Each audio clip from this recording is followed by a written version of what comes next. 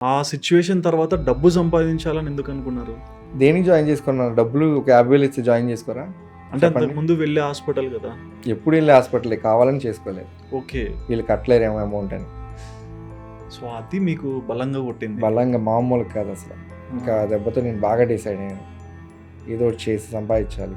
హ్మ్. హ్మ్. ఏదో ఒకటి చేసి అన్యాయంగా కాదు, న్యాయంగా, హ్మ్.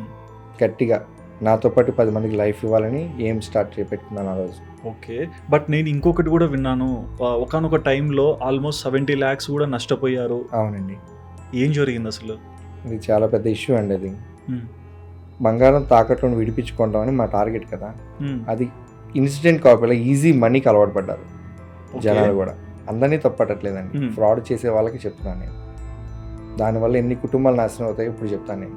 చెప్పండి. ఆ రోజు నేను తీసుకున్న నిర్ణయం కరెక్ట్గా లేకపోతే 20 కుటుంబాలు రోడ్డుకు పడేవి. ఏం జరిగింది? బంగారం తాకట్టు ఉందని చెప్పి అన్నమయ్య జిల్లా నుంచి నాకు ఒక కాల్ వచ్చింది, హ్మ్. కదిరి బ్యాంకులో. హ్మ్. సరే, మా ఎగ్జిక్యూటివ్స్ వెళ్ళారు, బ్యాంక్లో అమౌంట్ పే చేశారు, గోల్డ్ రిలీజ్ చేశాము, కస్టమర్కి బ్యాలెన్స్ అమౌంట్ ఇచ్చేసాము. అమౌంట్ ఇచ్చిన తర్వాత బంగారం తీసుకొని విజయవాడ వచ్చాం. హ్మ్. విజయవాడ వచ్చి మెయిల్ చేసి అది ఫేక్ గోల్డ్.